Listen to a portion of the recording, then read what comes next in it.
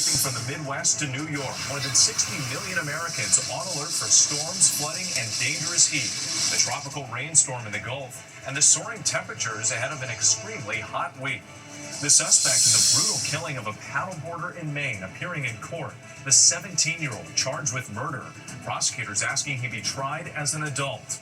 A shark bites a teen in Florida. What we know, and the stunning video showing a group of sharks preying on a school of fish just off a popular New York beach. CBS canceling The Late Show with Stephen Colbert. The network facing criticism, calling it a purely financial decision, ending the program after more than 3 decades on the air. The Coldplay concert and the viral kiss cam moment seen by tens of millions, and we're now learning tonight. And remembering a legendary Oscar-winning lyricist. So many songs from television and film we can't forget.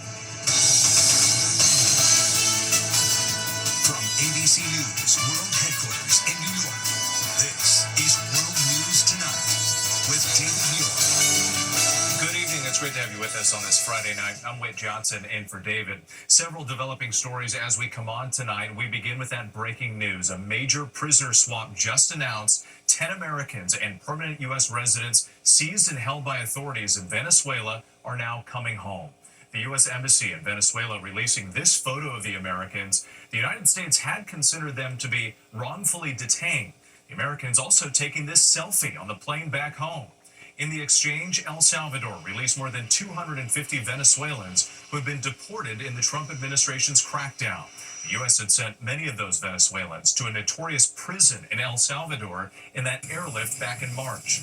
ABC's Rachel Scott leads us off with late details just coming in. Tonight, the White House announcing 10 Americans who were detained in Venezuela are on their way home after a large-scale prisoner swap. Their release comes in exchange for more than 250 Venezuelan migrants who were deported by the Trump administration as part of his immigration crackdown and sent to El Salvador's notorious mega prison. El Salvador's president tonight releasing this video of those prisoners boarding planes in handcuffs, saying we've handed over all Venezuelan nationals detained in our country. Among those released tonight, 37-year-old Lucas Hunter, who was detained on a surfing trip, his family pleading for his return. Bring Lucas home safe. Also free tonight, Jorge Vargas, a grandfather who was detained last September. His family says his health has been in decline. And U.S. Navy SEAL Wilbert Castaneda, arrested in his hotel room while visiting a friend. Secretary of State Marco Rubio saying, quote, every wrongfully detained American in Venezuela is now free and back in our homeland. Secretary Rubio thanking El Salvador's president for securing this agreement, calling it unacceptable that those Americans were detained, saying all of them are now on their way to freedom. Rachel Scott for us, thank you. Next tonight, President Trump under pressure, calling for the release of grand jury testimony in the Epstein case, and new developments on what the Justice Department has just done. Here's ABC's chief White House correspondent, Mary Bruce. Tonight, as President Trump tries to silence an uproar from some of his own supporters, the Justice Department now asking courts in New York and Florida to unseal grand jury records in the case of convicted sex offender Jeffrey Epstein. Trump saying, based on the ridiculous amount of publicity given to Jeffrey Epstein, I have asked Attorney General Pam Bondi to produce any and all pertinent grand jury testimony, subject to court approval. But that could take weeks or even months and would not fulfill his team's promise to release the full FBI files on Epstein. Here's the problem. The grand jury testimony is largely about Epstein and Maxwell, not about all the rich and powerful men who abused, assaulted, and abandoned young women. Those people are still being protected. Today, I asked the president why he isn't doing more. Mr. President, why haven't you ordered Pam Bondi to release the full files? The president's announcement came just hours after the Wall Street Journal reported that in 2003, he allegedly sent Epstein a letter the paper described as, quote, bawdy for Epstein's 50th birthday. ABC News has not been able to confirm the existence of the letter, but in an interview with the Journal, Trump denies he wrote it and is now threatening to sue the paper. The president once had a friendly relationship with Epstein, socializing in New York and Palm Beach. In 2002, he told New York Magazine, "I've known Jeff for 15 years. Terrific guy. He's a lot of fun to be with. It is even said that he likes beautiful women as much as I do, and many of them are on the younger side. No doubt about it, Jeffrey enjoys his social life." When Epstein was arrested in 2019, Trump said they'd had a falling out and hadn't spoken in 15 years. Some of Trump's top supporters, including his FBI director Kash Patel and Patel's number 2, Dan Bongino, have long promoted shadowy Epstein conspiracies. I don't trust any story they tell me about Jeffrey Epstein. There is a reason this client list is hidden. Earlier this year, Bondi said she had that list. It's sitting on my desk right now to review. But over the 4th of July weekend, the Justice Department and FBI said the list didn't exist and that they would not release any more information about Epstein, leaving some of the president's top supporters disillusioned. Dan Bongino, who's always like shouting from the rooftops, we're going to get to the bottom of this and find out who these people are. Everyone's saying, no, Epstein killed himself. No, nothing to see here. And it's like, okay, well, that's why people are cynical.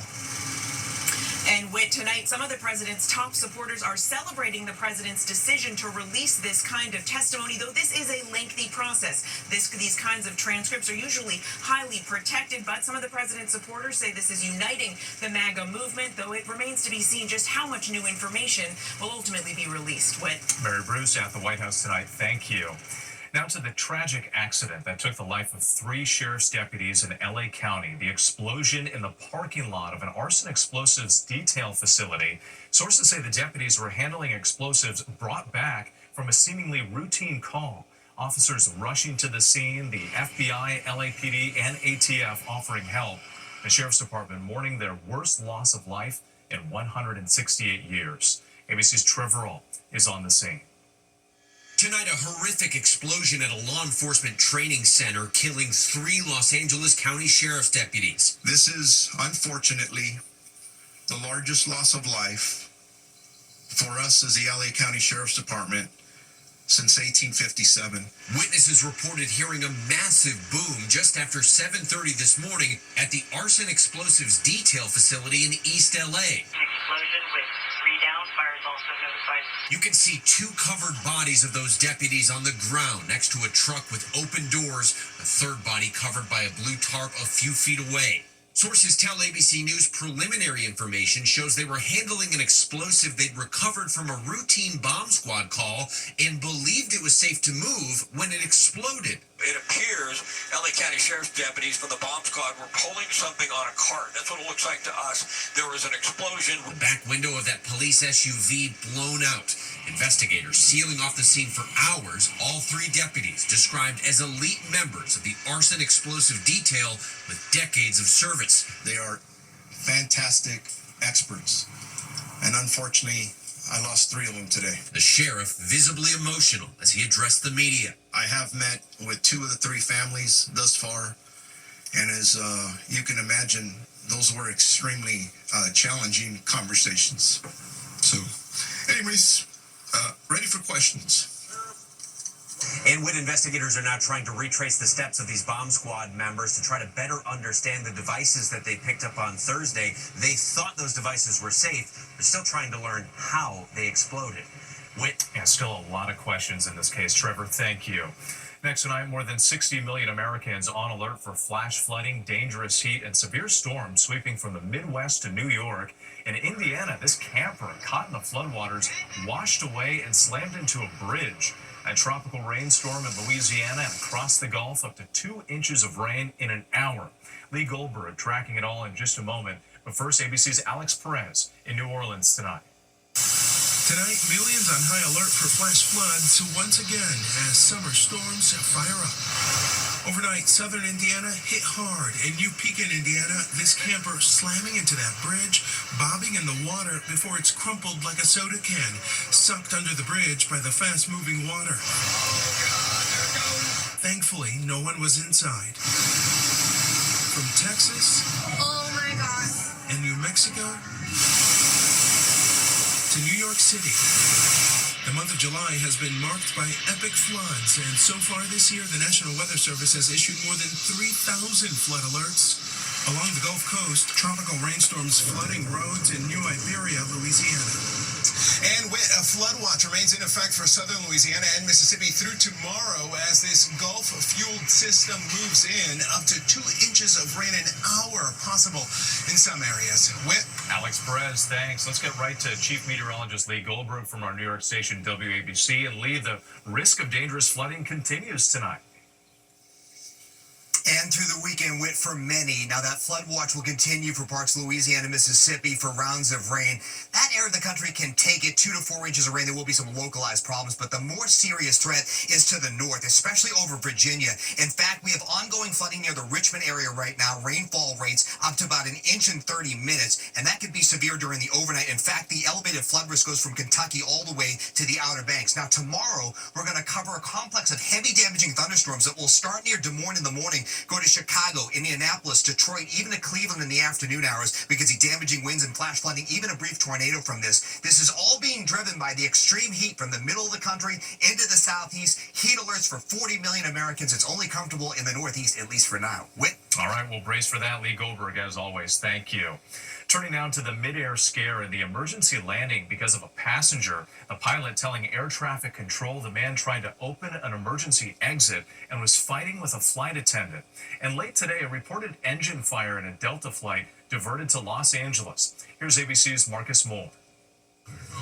Tonight, this passenger on board a SkyWest flight is facing possible federal charges after allegedly trying to open the exit door mid-flight and shoving a flight attendant, forcing the plane to make an emergency landing. The passenger jet traveling from Omaha, Nebraska to Detroit Thursday with 71 passengers and crew on board. Listen as the pilot alerts air traffic control to a disturbance in the cabin with one of the passengers. In a fight with our flight attendant right now, trying to open the emergency exit. About half an hour later, the plane diverting to an airport in Cedar Rapids, Iowa. Video showing officers escorting that passenger, identified as 23-year-old Mario Nickprella, off the aircraft. The FAA says there have been 871 reports of unruly passengers so far this year. And tonight, the FAA says they're also investigating a new incident. This video showing a reported engine fire that forced a Delta plane headed to Atlanta to divert back to LAX right after takeoff. The FAA saying the plane landed safely and taxied back to the gate without incident. With the passenger on that SkyWest flight remains in jail tonight, SkyWest says it has zero tolerance for unruly behavior and that the flight continued on to its destination with no other issues. All right, Marcus Moore, thank you.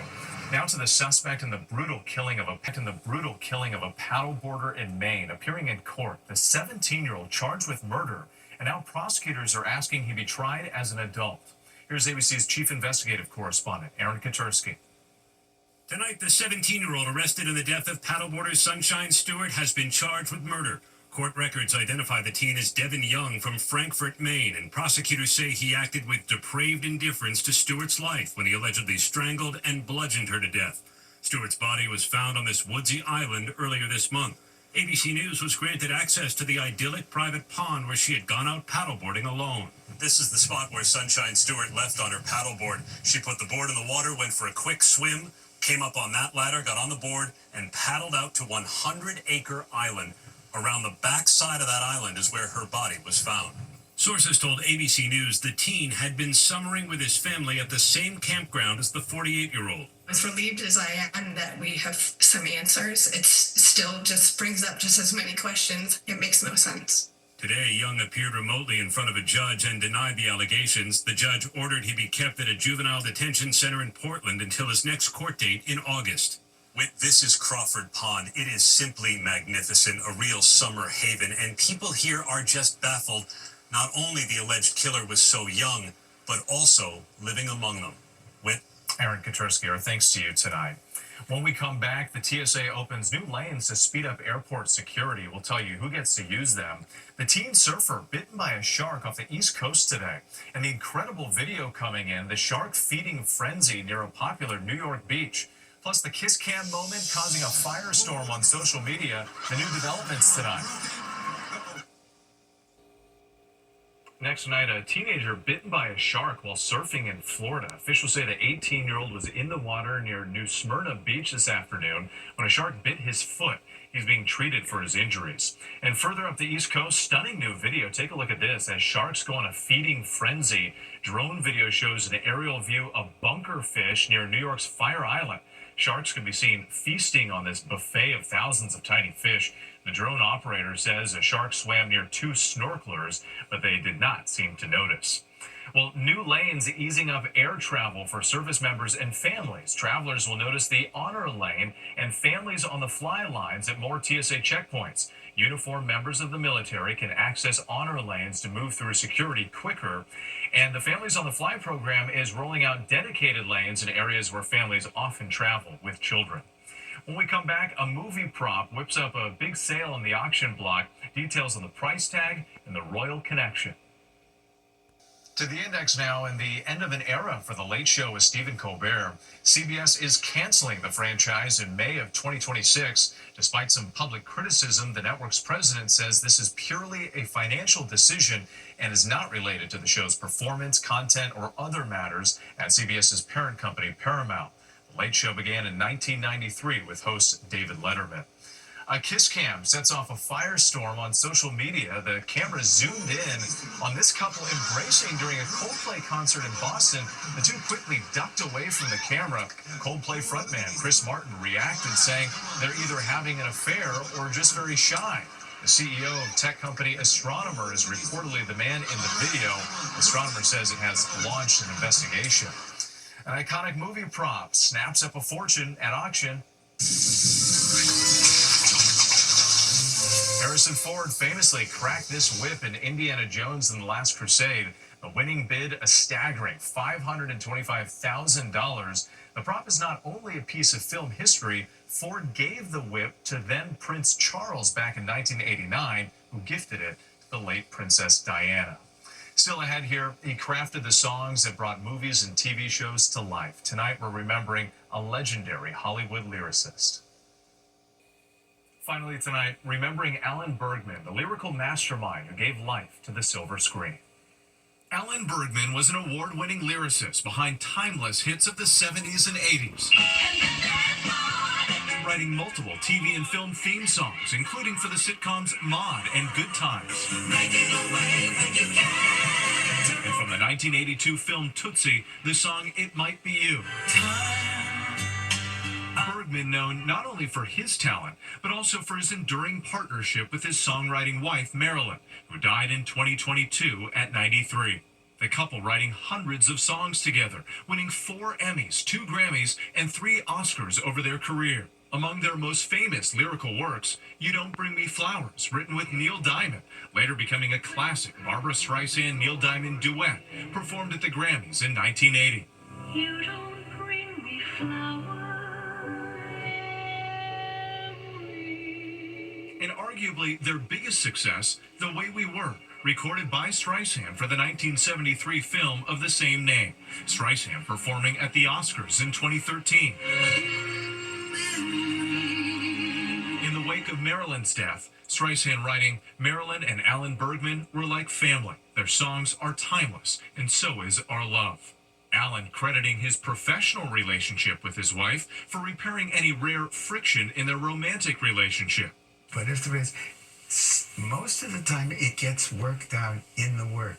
It's very interesting. Alan died late Thursday at his home in Los Angeles after suffering from respiratory issues, according to a family spokesperson, but continued to write songs till the very end. Alan Bergman was 99. And late today, Barbra Streisand posting an emotional tribute, calling Bergman a father figure and revealing the last time they spoke, he was working on a new song. Thanks for watching tonight. Have a great night.